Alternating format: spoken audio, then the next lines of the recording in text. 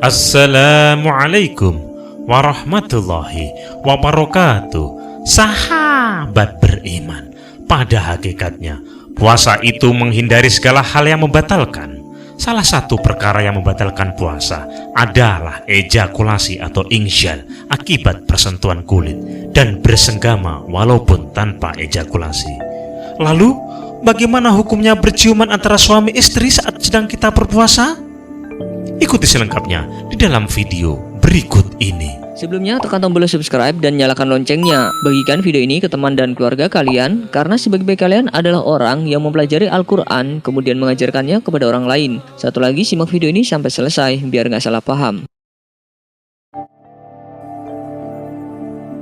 Pada dasarnya, mencium istri tidak membatalkan puasa, tetapi karena bisa membangkitkan nafsu, dapat mengakibatkan ejakulasi, dan dapat menyeret seseorang menuju interaksi seksual, maka pembahasan hukumnya tidak bisa sederhana lagi.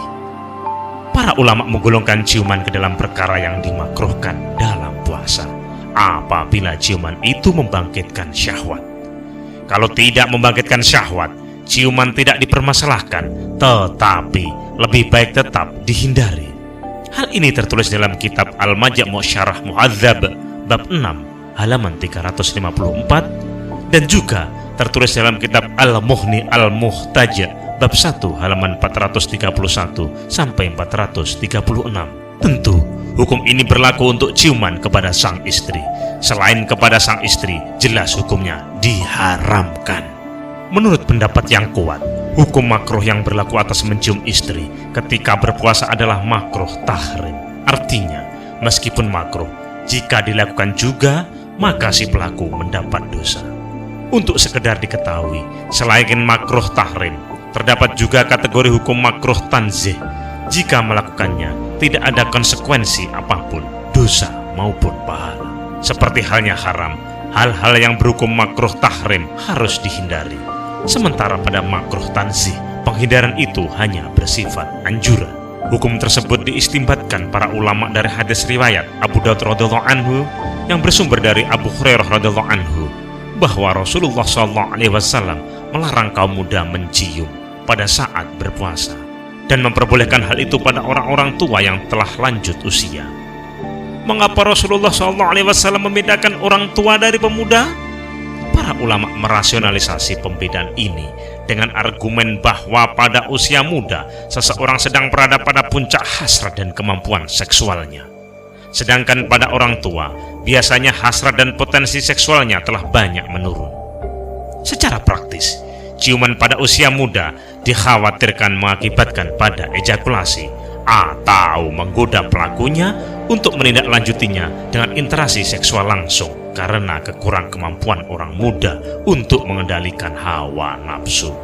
Dalam pengertian itu, maka batasan tua atau muda hanya merujuk pada kondisi umum saja. Jika ada pemuda yang sepenuhnya mampu mengendalikan diri atau orang tua yang masih sangat tinggi hasrat dan kemampuan seksualnya, maka hukum yang berlaku bagi keduanya berbanding terbalik dengan keterangan di atas. Ini karena masalah utamanya memang bukan tua atau muda, tetapi apakah tindakan itu akan mengarahkan pelakunya pada hal yang membatalkan puasa atau tidak. Hukum ini sesuai dengan kaidah fikih ali wasail hukmil maqasid terhadap hal-hal yang mendukung atau mendorong atau menyebabkan diberlakukan hukum yang sama hasil akhirnya. Ketika ditentukan bahwa interaksi seksual langsung dan ejakulasi karena persentuhan kulit membatalkan puasa, maka perbuatan-perbuatan yang mengarah kepada keduanya harus pula dihindari jauh-jauh. Pelukan, genggaman, dan sejenisnya dengan nalar dan pertimbangan serupa disamakan hukumnya dengan mencium. Tetapi hukum ini tidak serta-merta mempengaruhi sah tidaknya berpuasa. Jika Anda suatu saat di siang hari bulan Ramadan mencium istri dan tidak terjadi sesuatu akibat atau tindak lanjut apa-apa, maka puasa Anda tetaplah sah, tidak batal, tetapi tingkat kesempurnaannya menjadi berkurang. Hal ini tertulis dalam kitab Al-Majmu' Syarah Al-Mu'adzab bab 6 halaman 355. Semoga bermanfaat. Wallahu a'lam bishawab. Wallahul muwaffiq ila aqwamit thoriq. Wassalamualaikum warahmatullahi wabarakatuh.